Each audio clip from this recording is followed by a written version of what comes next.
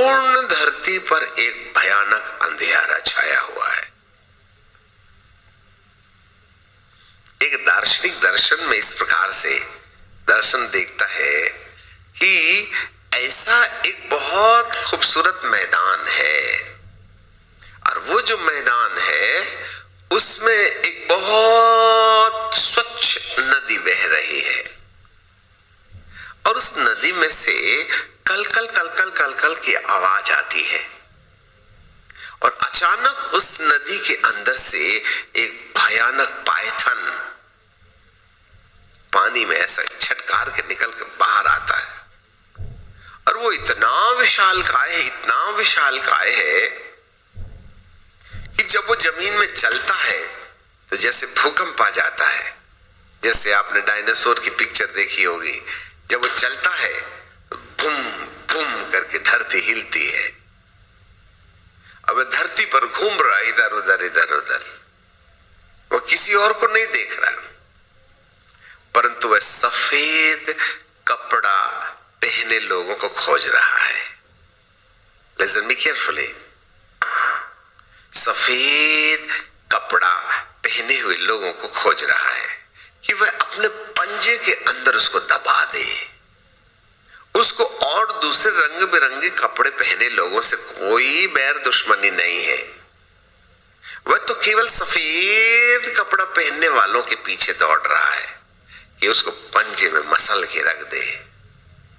याद रखिएगा, ये जो समय 2023 का है वह अंधकार की सत्ताओं का बलपूर्वक काम करने का साल है और वह केवल धर्मियों के ऊपर में अपना हमला करेंगे। जितने लोग परमेश्वर का वचन सुन रहे हैं वो लोग ध्यान से सुने। इन समयों में 2023 के अंदर जो फर्स्ट बॉर्न है, जो पहला बेटा और बेटी है, उन्हें बहुत सुरक्षित रहना चाहिए। Listen me carefully. जो भी फर्स्ट बॉर्न है, जो प्रथम बेटा और बेटी है, चाहे वह लड़का हो चाहे वह लड़की हो, यदि वो फर्स्ट बॉर्न है तो फर्स्ट बॉर्न होने के नाते दुष्ट का पहला हमला फर्स्ट बॉर्न पर होगा। आप जिस भी दशा में हो, यदि आप प्रभु में हैं और पहले बेटे हैं तो ये तो 101% तय है। यहां पर अंधकार की ताकत किसी न किसी तरीके से बेजोड़ कसरत करने का प्रयास करेगी। नंबर 2, यदि आप उद्धार नहीं भी पाए हैं तो वह तुम्हें प्रभु के पास आने नहीं देगी, क्योंकि सारे पहलौठे मेरे हैं और वो पहलौठों को प्रभु के पास नहीं आने देगा। इस साल में जितने भी फर्स्ट बॉर्न है वो सावधान रहे, पहलौठा, क्योंकि अंधकार की जो सत्ता है, ख्रिस्त विरोधी आत्माएं, जैसे परमेश्वर पहले पुत्र पुत्री को अपना बोलता, वैसे दुष्ट भी ख्रिस्त विरोधी होने के नाते वह परमेश्वर के चुनाव वाली जगह में अपना अधिकार जमाना चाहता है और वह परमेश्वर को लज्जित करना चाहता है कि जो भी फर्स्ट बॉर्न होंगे उसको वह बर्बाद करे, उसको बिगाड़ दे। जी, इसलिए इस नदी से एक ऐसा पायथन निकल के बाहर आ रहा है, भयानक एलिगेटर,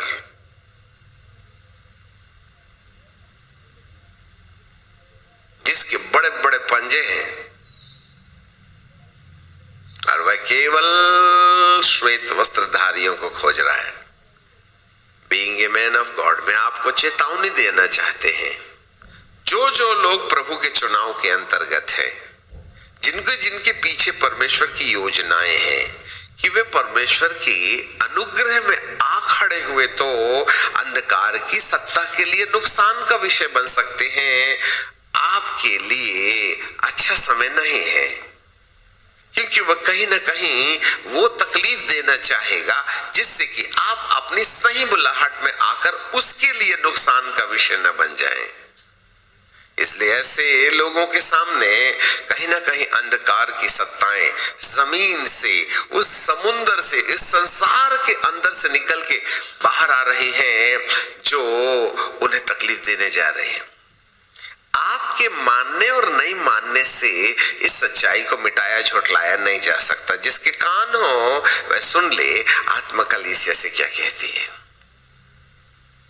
यस, ऐसे समय में बाइबल का परमेश्वर कहता है हमारे पास में क्या उपाय है। जब संपूर्ण धरती के ऊपर में घोर अंधकार छाया है, ऐसी ऐसी आत्माएं जो अब तक धरती पर देखी नहीं गई थी, वे सब हमें दिखाई दे रही हैं। पहले से कहीं ज्यादा दुरात्माएं जिन पर नियंत्रण करना बड़ा कठिन सा नजर आता है, वे सारी आत्माएं धरती पर हैं। Dark age has started. कलीसिया के ऊपर एक भयावह रात आ गई है। चाहे तकनीकीवाद का हमला हो, चाहे राजनीतिकवाद का हमला हो, चाहे वासना का हमला हो, चाहे गरीबी का हमला हो, चाहे मनुष्य ख्रिस्त विरोधी तत्व जो है तुम्हें शारीरिक नुकसान पहुंचाना चाहते हो, मानसिक नुकसान पहुंचाना चाहते हो, चाहे डरावने सपने से ग्रसित हो, ऐसे समय में संपूर्ण धरती के ऊपर एक कहीं ना कहीं ब्लैक शेडो दिखाई देता है। तब हमारे पास क्या इलाज है?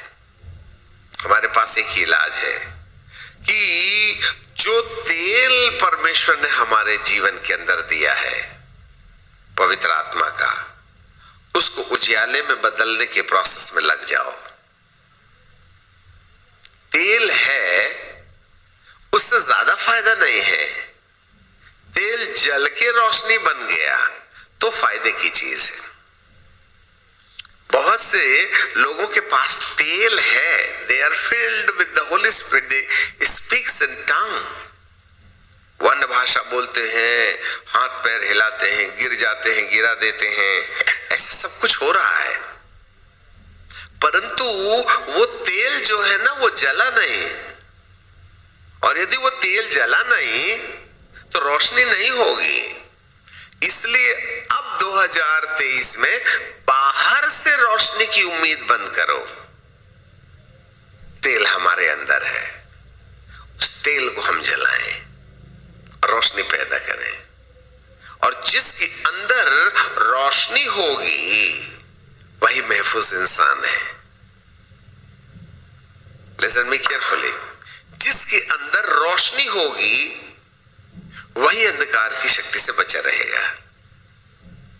जिसके अंदर तेल है पर उसने रोशनी में बदलाव नहीं लाया, तो हमें यह मान के रखना चाहिए, सफेद वस्त्रधारी धार्मिक लोग महफूज नहीं है। धार्मिकता को अमर बनाने के लिए हमको कहीं ना कहीं उस रोशनी को जगाना पड़ेगा, उस रोशनी को जलाना पड़ेगा।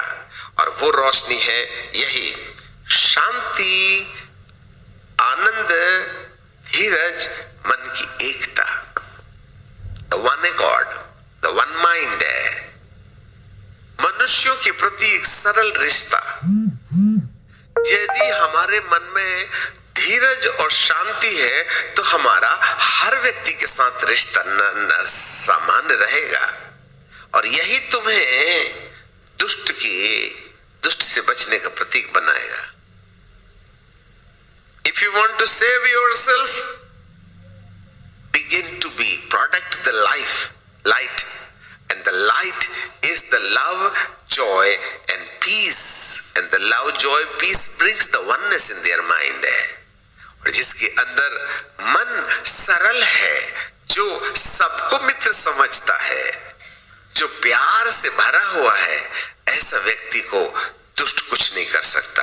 क्योंकि शांति, आनंद है, उसके चारों तरफ एक कांच के समान रोशनी का ऐसा एक वलय, एक ऐसा कवरेज बना देता है, जैसे कांच का कोई गोला हो, दुष्ट उसको चबाना चाहे, उसको नष्ट करना चाहे, तो इसके चारों तरफ रहने वाला ये उजियाला जो अंदर से फूट करके निकला है, वह दुष्ट को तुम्हारा नुकसान करने से दिक्कत पैदा करेगा और आपका आपका नुकसान नहीं होने पाएगा। No other way. आपको जितनी दुआ करना है कर लो, जितनी प्रार्थना करना है प्रार्थना कर लो। यदि आपके अंदर शांति और आनंद नहीं है, यदि आपके मन के अंदर विचारधाराओं में विभिन्नताएं हैं, दुष्ट कहीं ना कहीं छेद से अंदर आएगा। इसलिए कांच के समान पारदर्शी मन, तन की तंदुरुस्ती, मन की तंदुरुस्ती, रिश्तों की तंदुरुस्ती, धन की तंदुरुस्ती, जीवन के अंदर जिसको भी आप प्रश्नवाचक चिन्ह लगा बैठे हैं, वहां पर परमेश्वर आपको असीम शांति देने की बात करेगा, जहां पर आपका छुटकारा तय है।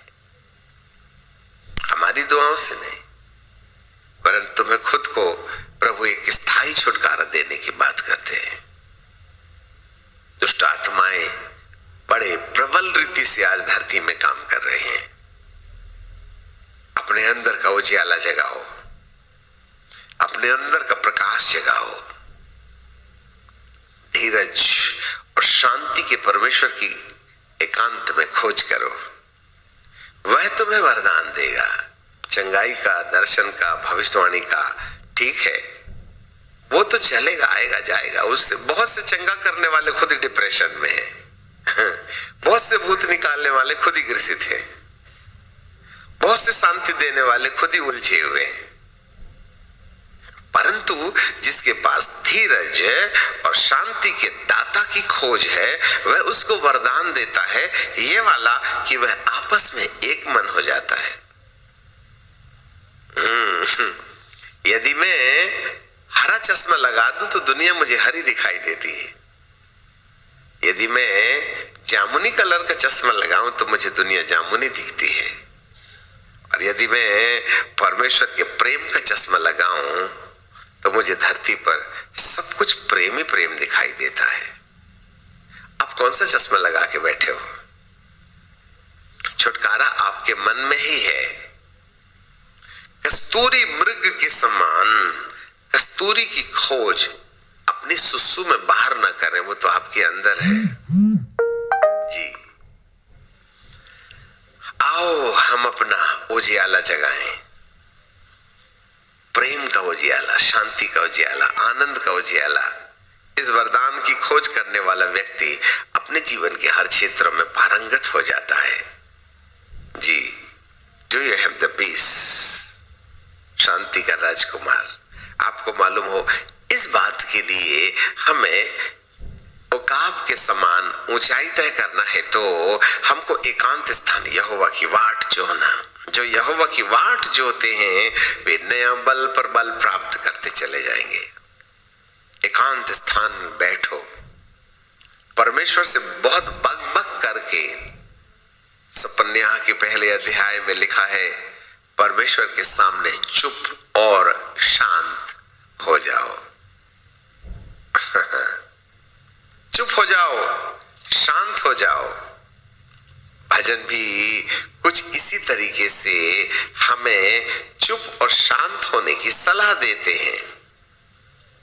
मेरे प्रियो, कितना भला होता कि हम परमेश्वर के सन्मुख है शांत और चुप होने वाले एजेंडा को समझ लिए होते। शायद मुझे वो पद निकाले तो अच्छा लगेगा। भजन संहिता की किताब और उसका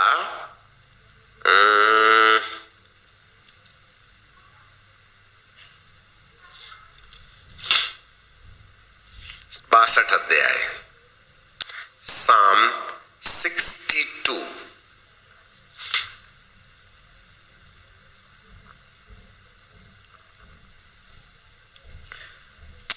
भजन संहिता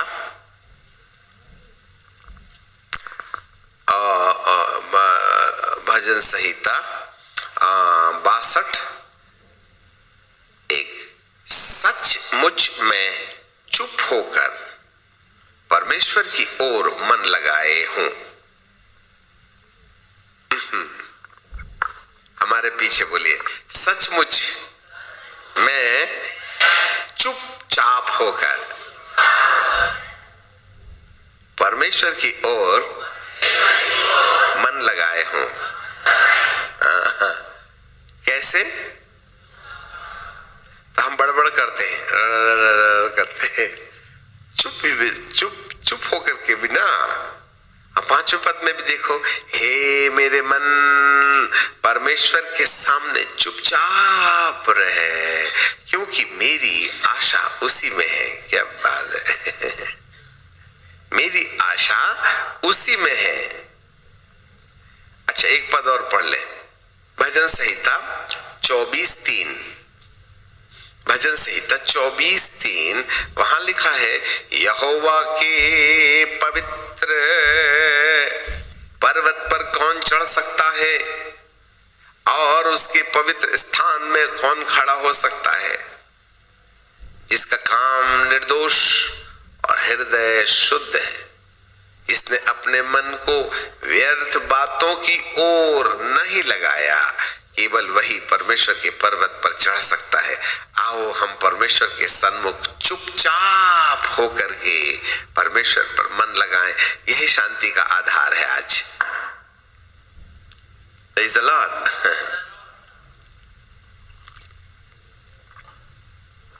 और आज बहुत से लोगों को इतनी बकबक करने की आदत है, टपर टपर टपर टपर टपर च च च च च च च।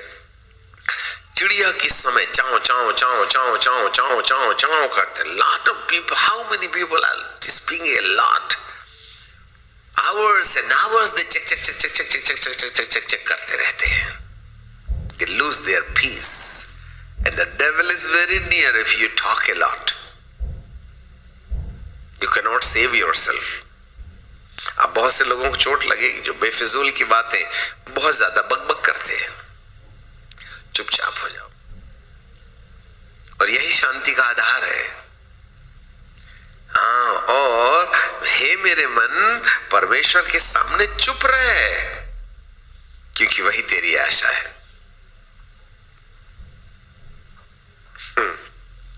हर चंगाई की आशा वही है। सो अब हम रुक जाना चाहते हैं, एकांत स्थान में परमेश्वर के सन्मुख चुप हो जाएं। चुप रहने का मतलब मुंह से नहीं बोलना अकेला नहीं होता है। नहीं साहब हम तो चुप बैठ गए, ऐसे मुंह में ना ताला मारने से काम नहीं बनता।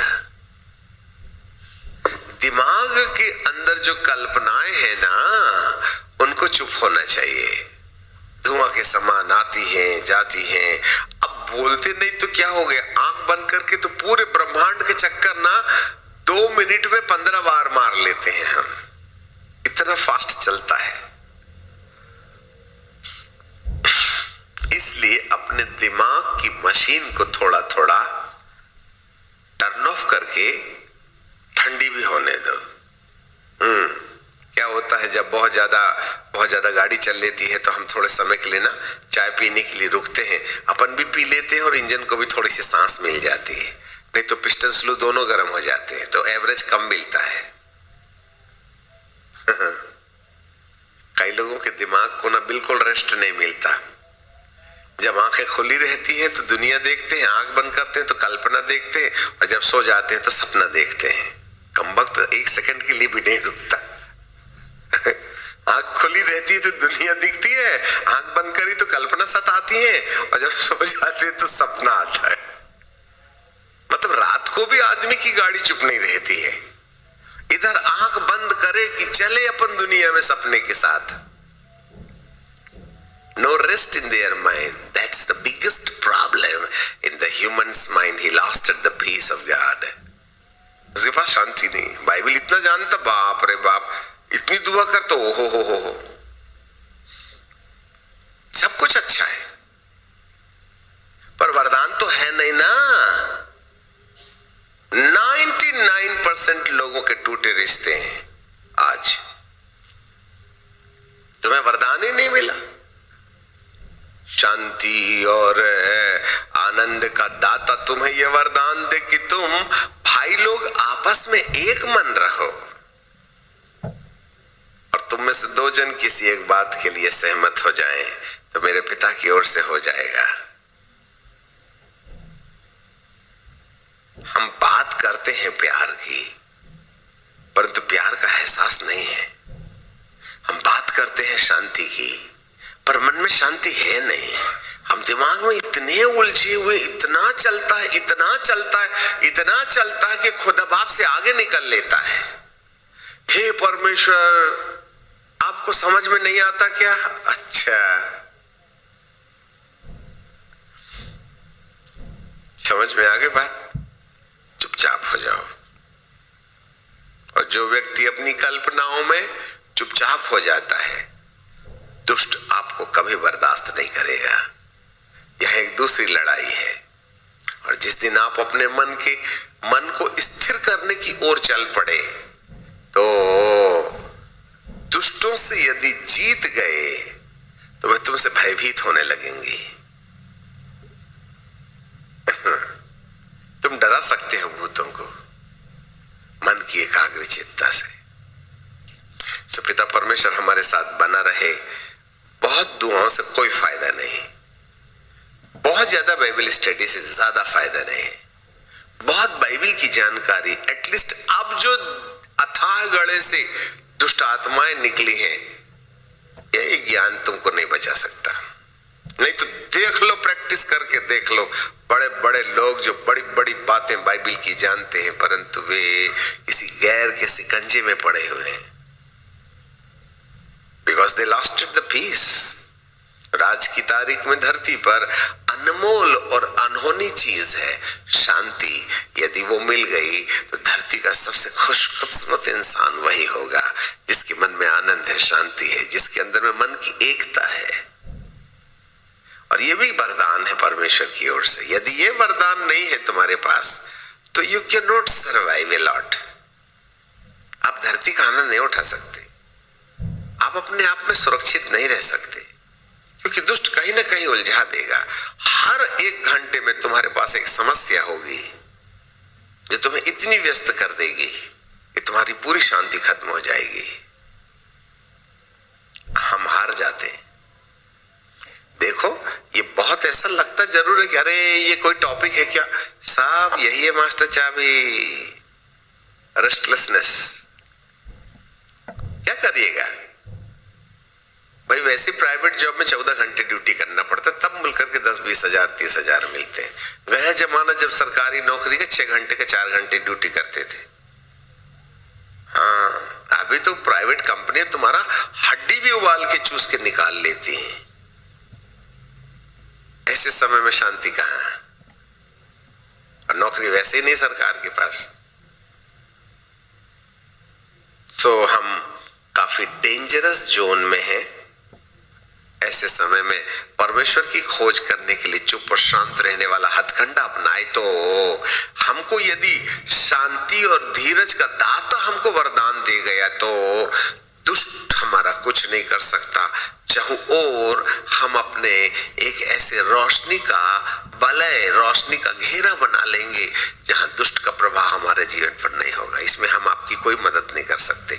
अपने अंदर के प्रेम को जगाओ, अपने मन की एकाग्रचित्ता को जगाओ, जिससे शांति और आनंद हो जाए तो सबके साथ रिश्ते सरल हो जाएंगे। प्रार्थना करें। Thank you Jesus. स्वर्ग और पृथ्वी के बनाने वाले परमेश्वर, कोई व्यक्ति बुरा नहीं है परंतु हमको दिखने लगता है। कोई परिस्थिति खराब नहीं है परंतु हमारे अंदाज में परिस्थितियां खराब दिखाई देती हैं। आए सनातन काल के विराट परमेश्वर, महिमावान प्रभु, हम पर दया कीजिएगा, हम पर कृपा कीजिएगा। स्वामी वो वरदान दे दो, हम आपसे धीरज और शांति की कल्पना करते हुए आपके चरणों में ठहर कर इस धरती के ऊपर विजयी जीवन का घोषणा करना चाहते हैं। चाहे तन की बीमारी हो, चाहे मन की बीमारी हो, चाहे रिश्तों की बीमारी हो। हे पिताजी, इंसान कहां कहां भटक रहा है। शांति नहीं है, रिश्ते नहीं है, पैसा नहीं है, नौकरी नहीं है, तन नहीं है। हम कहीं ना कहीं इन वस्तुओं की खोज में है जिसको पाने के बाद भी अधूरापन सा महसूस होता है। सनातन काल के विराट परमेश्वर, हम आपको धन्यवाद देते हैं। हमारी आपसे विनती है प्यारे पिता परमेश्वर, आज आपकी विशेष दया दृष्टि हम सब पर होने दीजिएगा यीशु जी। महान पिता परमेश्वर, आपकी तेजस्वी रोशनी हम सब के साथ व्यवहार करने पाए। प्यारे पिताजी, हम आपको ऊंचा उठाते हैं, आपके नाम को धन्य कहते हैं। हमारी आपसे विनती है प्यारे पिता परमेश्वर जी, आज हमें और कुछ नहीं चाहिए, आपका आनंद चाहिए, आपकी शांति चाहिए जो हमारे मन को सरल बना देती है।